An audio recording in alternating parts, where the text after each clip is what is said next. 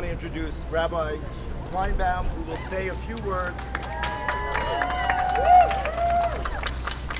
So it's such an honor to be here. How often do we get to gather and honor an ancestor? Somebody whose shoulders literally we stand on in so many different ways. And I want to thank you all for creating this, and to you for doing the history and writing a book. There are many lessons to learn from Eve's life, and one of them that ties so closely to the world we're in now is the significance of the laws about immigration. You cannot tell the story of Eve Adams without looking at the impact of immigration laws on people who are displaced and looking for freedom.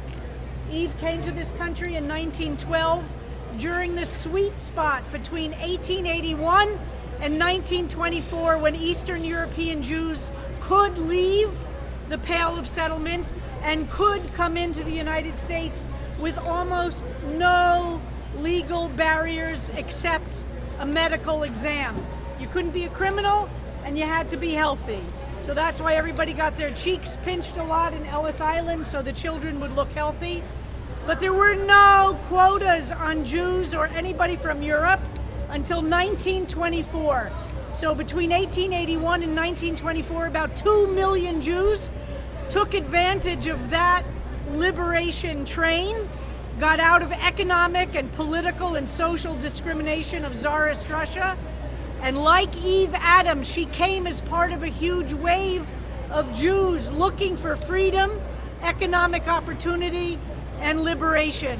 So she came in 1912. 12 years later, the gates closed to Eastern European Jews. Comstock, the horrible postmaster general, created laws that made delivering the most parv, as we would say in Jewish, post-parv materials about sex or anything was illegal through the mail system. J. Edgar Hoover was beginning the early form of what would become the FBI. And in 1924, the Congress passed a law excluding 2 major groups from coming in because of their radical politics. Congress said, and you could read it, it's in the congressional record, that they need to keep out these 2 groups, or else anarchism, socialism, communism, and the labor movement would be strengthened by the presence of Italians from Southern Europe and Jews from Eastern Europe. Of course, many others were involved, but those were really the targets. So the gates were closed in 1924. And then we know in 1926, 2 years later, what happened to Eve Adams. And so she was arrested for laws that are now starting to reappear on the books. And then 18 months after being in jail, and then a sham trial to deport her, 18 months later she was deported because she didn't have citizenship yet. She had started the process, you know the details, I don't know how far along, but she had implied that she was doing it. She had signed the documents saying that was what she was going, but she wasn't a citizen, so she was eligible for deportation of aliens. Exactly, so similar to what's happening now. That without that, her vulnerability to being deported was because of America's immigration process and policies and anti-immigrant energy of the 1920s. She went back to Poland, we know. Then she went to Paris, where we believe she might have opened up another lesbian hotspot. We're not sure about that. The details are slim. She moved to the south of France as it became clear that Paris and that part of France was coming under Nazi rule. And when the Nazis took over southern France in 1943, she was arrested. Why was she arrested? Let's be clear. One of the most poignant things that Dr. Katz us uncovered are letters she wrote from Europe begging her friends to help her get back to America, where she would be safe from the Nazis. We have these letters where she's begging people who are here and have privilege and have power to do something to get her back in. And of course it was not possible, and she was murdered in Auschwitz. And so we stand here not only honoring her incredible chutzpah as a lesbian in 1925, and the stories about Margaret Leonard, who was the undercover cop maybe one of the most amazing parts of the book that you uncovered. This young woman, she had been on the police department for 6 months. Who was she? How do we convince a woman like that that that's not the job she should have? We have her name, we know everything about her, and we know that she went into that cafe to entrap her. She went on to write a book herself later in her life and become somewhat, I think she wrote a book. She certainly wrote about her time as a policewoman. Such a strange side story. But we're here not just to honor an abstract memory of somebody who is a hero and an ancestor for all of us, but the best way for us to commit ourselves to honor the memory of Eve Adams, Chava's Lachauer, is to fight the same laws that are emerging today that sent her back to Europe, that first of all prevented many people getting into this country in the time of Nazi overrule of Europe. The same Jews who could get in 1924, the numbers did not increase throughout the Nazi period. So all those Jews, they died at the hands of the Nazi criminals for sure, but they also died because these gates were closed. We have to be clear about that.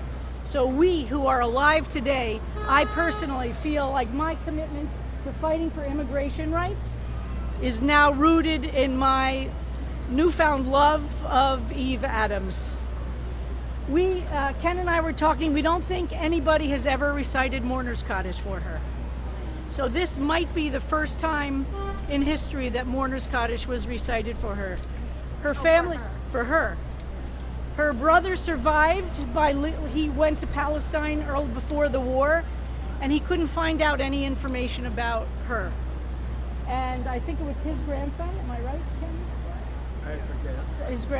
On his deathbed, he basically said to his grandson, "Don't forget that I spent my life trying to find my sister who disappeared in the 40s.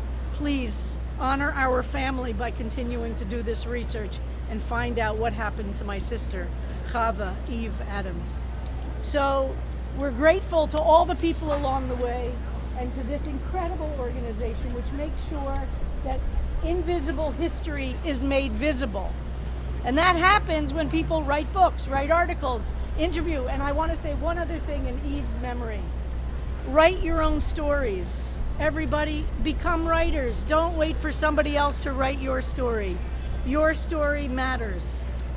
And some historian, some PhD in history is going to look around for the people that are like us in this circle to know what it was like to live through this moment of authoritarianism and dictatorship, having gone through the gay story that we might embody.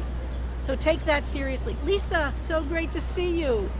I'm not telling you to write anything. But you don't have to be a Lisa or an M. Gesson to write your story. That's part of what we need to learn. And if you haven't read Lesbian Loves, besides hearing a bit of it, it's definitely worth doing some reading with your friends. To do it over a bottle of wine there and read that book out loud.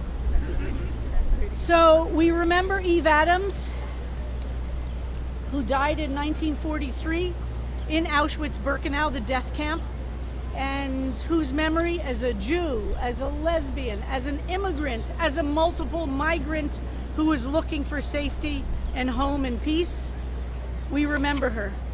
We remember her with our love, with our sadness, and remembering that she created, in the middle of the 20s, which was a very tough time in some ways, a cafe for people to hang out, drink some wine, flirt a little bit, have a good time. We have to continue doing this. I want to say M. Gesson and I spoke in 2016, I think, soon after you first came. I don't remember what year that was. And I asked, how did you deal with it as you knew Putin was moving into fascism and authoritarianism? I couldn't. And M. Gesson said to me something which has stayed with me forever. They said, well, we still had bottles of wine. We still hung out in apartments with our friends. And we created community together. We drank wine. We had a good time. You still do that. And that was an important lesson for me back then. And here we are. We all know where we are. So in memory of Chava's Lachauer, Eve Adams. Yitkadal v'yitkadash shemei rabbah, v'alma divra chirutei v'amlich malchutei, b'chayechon uvyomechon u'chayedechol Beit Yisrael ba'agala u'bizman kariv v'yimru Amen. Yehei Shmei Rabba Mevorach Leolam Olmei Maya. Yitbarach v'yishtabach v'yitpa'ar v'yitromam v'yitnaseh v'yitadar v'yitalev v'yitalal Shmei D'Kudshah. Tush b'kotah v'nechem l'tah v'ram b'yomah v'yimru Amen. Yehei Rabba Min Shemaya v'chayim aleinu v'al kol Yisrael v'yimru Oseh Shalom b'mromav Oseh Shalom Aleinu v'al kol Yisrael v'al kol Yoshvei Tevel v'yimru. May the one who makes peace in the heavens and brings liberation to all. Please make sure that Eve Adams rests in peace forever, and that her memory is forever a blessing to our lives, and our lives are forever a blessing to her memory. Amen. Amen. Thank you. Thank you. And it is because of these guys. Sure, a little somber. I want to thank you, Rabbi. It's an honor. It's a huge honor.